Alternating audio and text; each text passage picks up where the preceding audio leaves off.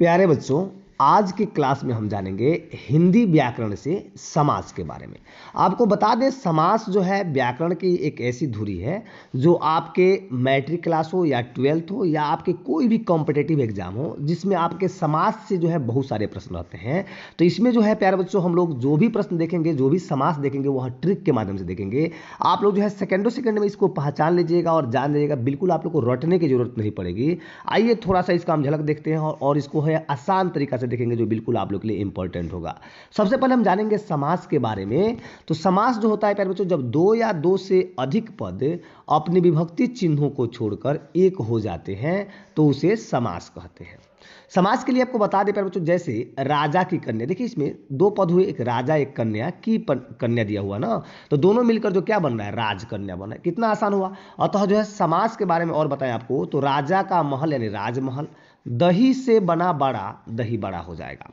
इसके लिए आपको आगे बढ़ते हैं, देखते हैं इसमें कौन है, इसमें कि या इसका शाब्दिक अर्थ, यानी कि समास जो होता है प्यारे बच्चों, इसका शाब्दिक अर्थ ही होता है संक्षिप्त या छोटा करना। यानी समास का जो शाब्दिक अर्थ बताया गया है वह संक्षिप्त या छोटा, यानी कि किसी बड़े शब्द को जो है छोटे शब्द में प्रयुक्त कर देना ही समास है। समास के लिए यहाँ पे उपभेद और भेद मिलाकर जो है 6 बताए गए हैं प्यारे बच्चों। तो आप सब इसको देखिएगा, हम लोग एक एक को बारीकी से देखेंगे और इससे बाहर आपके कुछ भी नहीं होने वाले हैं। चलिए हम देख लेते हैं आगे। कहा जा रहा है पहला जो अव्ययी भाव समास, यानी वह समास जिसका पहला पद अव्यय हो या उपसर्ग हो, उसे क्या कहते हैं, अव्ययी भाव समास कहते हैं। देखिए अव्ययी भाव यानी कि पहला पद इसमें क्या होता है, अव्यय होता है, यानी अव्ययवाची होता है, उपसर्ग होता है।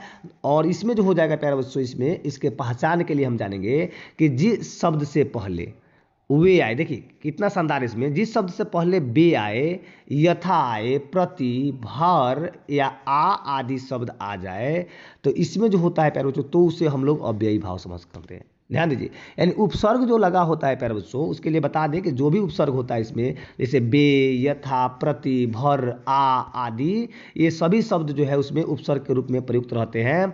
अतः उसको हम लोग क्या समझते हैं, अव्ययी भाव समझते हैं। चलिए हम इसका उदाहरण देखते हैं बिल्कुल ही आसानी से। कहा जैसे उदाहरण के लिए हम बताए थे बे, यानी बे असर में क्या लगा हुआ है, पहले जो है बे लगा हुआ है, अतः इसको हम लोग अव्ययी भाव समझ लेंगे। यथा था, तो यथा जो है इसमें पहले लगा है उपसर्ग के रूप में, यथाशक्ति, जो ये भी हमारा जो है क्या बन रहा है, अव्ययी भाव। फिर कह रहा है कि प्रतिदिन, यानी प्रतिदिन हो जाएगा, प्रति भी हमारा जो है उपसर्ग लगा है, अतः ये भी हमारा अव्ययी भाव है। भर पेट, यानी पेट के पहले भर लगा हुआ है, अतः ये भी हमारा अव्ययी भाव समास है। आजीवन भी हो जाएगा, इसके पहले आ लगा है जिसके कारण अव्ययी भाव है। आजन्म की बात करते हैं, आ लगा है जिसके कारण यह अव्ययी भाव समास बन रहा है। तो अतः आप लोग को देखिए, सबसे पहले इसमें प्यारे बच्चों आप लोगों को पहचान याद कर लेना है।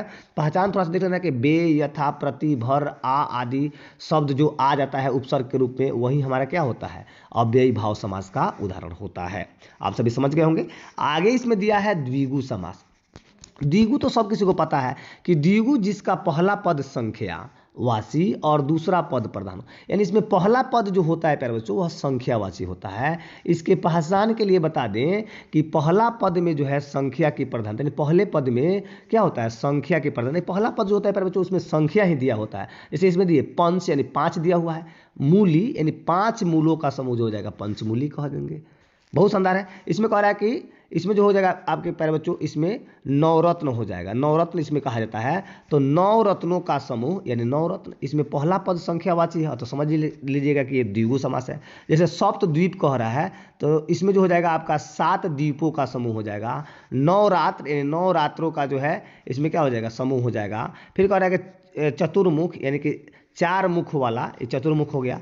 चौराहा यानी कि 4 राह वाला, जैसे चौपेड़िया रास्ता जो होता है आप लोग का, इसको हम लोग चौराहा कहते हैं। तो जहां भी पहले पद यानी कि उपसर्ग के रूप में हमारा संख्यावाची शब्द लगा रहे, इसलिए समझिएगा उसको कि वह द्विगु समास है। तो द्विगु समास तो आप लोग के लिए आसान है, इसको आप लोग देख लीजिए। तो इसमें जानना क्या है, इसमें जो पहचान बताया गया है इसको आप लोग को आसानी से देख लेना है, फिर एग्जाम्पल थोड़ा सा देख लेना है, बिल्कुल आप लोग के लिए इंपॉर्टेंट हो जाएगा। और आपको पुनः बता दें कि इससे बाहर प्रश्न नहीं आते हैं आपके व्याकरण से जो समास होते हैं, तो इसको आप लोग बिल्कुल देख लीजिएगा। कोई भी आपके व्याकरण जब समास से संबंधित प्रश्न होंगे तो उसको आप लोग बारीकी से बना लीजिएगा, बिल्कुल इंपॉर्टेंट है। कहा जैसे में कि द्वंद्व समास की बात करते हैं, तो द्वंद्व समास में कहा गया है प्यारे बच्चों कि जिस समास का दोनों पद प्रधान हो, जिसका दोनों पद प्रधान हो और तथा क्या होगा, उनके बीच में ये योजक चिन्ह लगा रहे, तो उसके लिए बता दें कि वह द्वंद्व समास ही कहलाता है।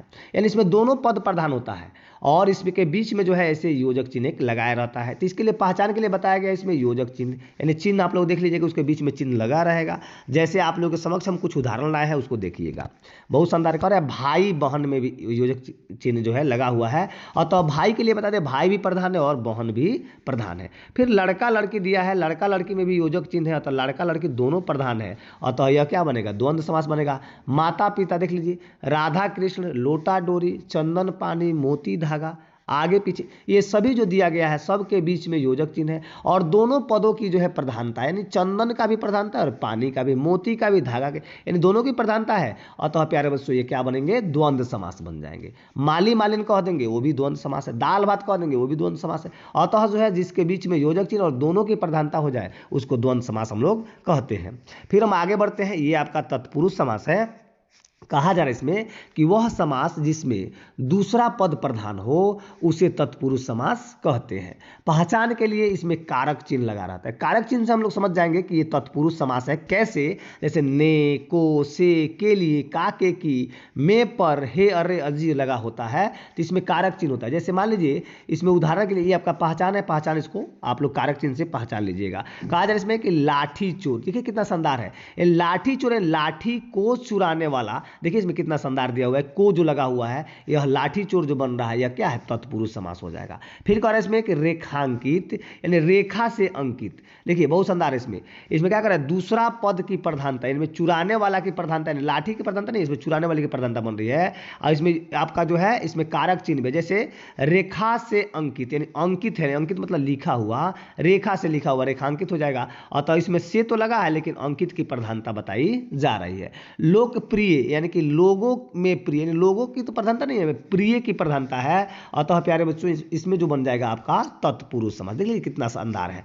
और इसमें कि पाठशाला, यानी पाठ के लिए शाला, पाठ के लिए जो शाला होता है, पाठ के लिए जो घर होता है, यानी पढ़ाने के लिए जो घर होता है प्यारे बच्चों, वही पाठशाला है। इसमें जो है ये आपका जो पाठ के लिए जो घर बना है, शाला यानी घर की प्रधानता इसमें बताई जा रही है।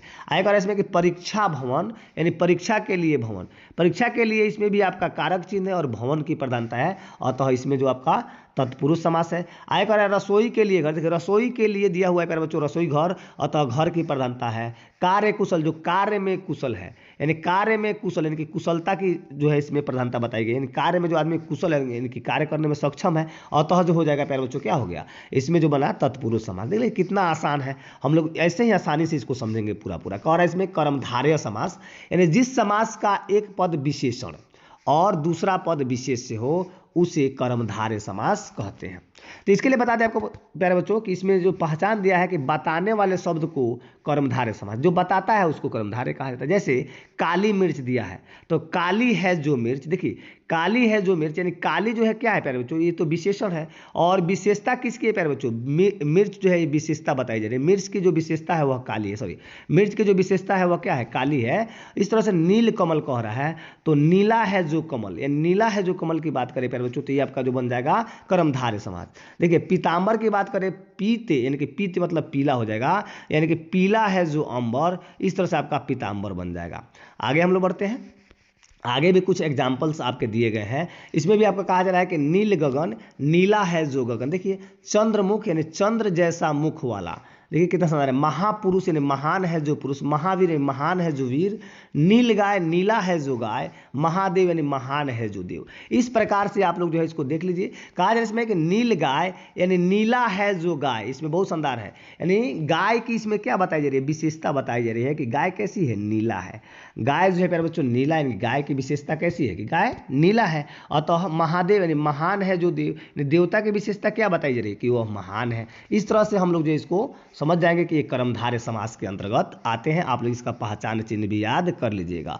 और इसके बाद में आपका आता है प्यारे बच्चों बहुब्रीहि समास, तो इसको हम लोग देख लेंगे। बहुब्रीहि के लिए बता दें आपको कि वह समास जिसका दोनों पद अप्रधान है, दोनों पद में कोई पद की प्रधानता नहीं होती है, अर्थात कोई तीसरा पद जो है प्रधानता होती है, जिसको हम लोग बहुब्रीहि समास कहते हैं। पहचान के लिए जैसे वीआईपी लोग जो होते हैं, माने वेरी इंपॉर्टेंट पर्सन जो होता है, देवी देवता जो होते हैं, इन्हीं को इसके अंतर्गत रखा जाता है। जैसे दशानन कह पढ़े हम लोग, तो 10 सिर वाले 10 आनन हो जिसके अर्थात रावण। देखिए इसमें 10 आनन, ये दोनों की प्रधानता नहीं है, अर्थात कौन बन रहा है, तीसरा शब्द इसमें रावण बन जा रहा है। ऐसे ऐसे शब्द को हम लोग बहुब्रीहि के नाम से जानते हैं। फिर इसमें कहा जाएगा बच्चों नीलकंठ, यानी नीला हो कंठ जिसका, यानी नीला हो कंठ, यानी कंठ भी है नीला भी है, दोनों की प्रधानता नहीं है, अर्थात किसकी प्रधानता है, यहाँ पे शिव बन जा रहे हैं प्यारे बच्चों, शिव, अतः इनकी प्रधानता बताई गई है। इस प्रकार ये बहुब्रीहि समास है। फिर इसमें कहा जा रहा है प्यारे बच्चों लंबोदर, यानी लंबा हो उदर जिसका, अर्थात गणेश, यानी लंबा उदर वाले, यानी लंब भी है और उदर भी है, यानी दोनों की प्रधानता को नहीं करके किसी तीसरे पद की प्रधानता है इसमें, अतः ये क्या है, लंबोदर है।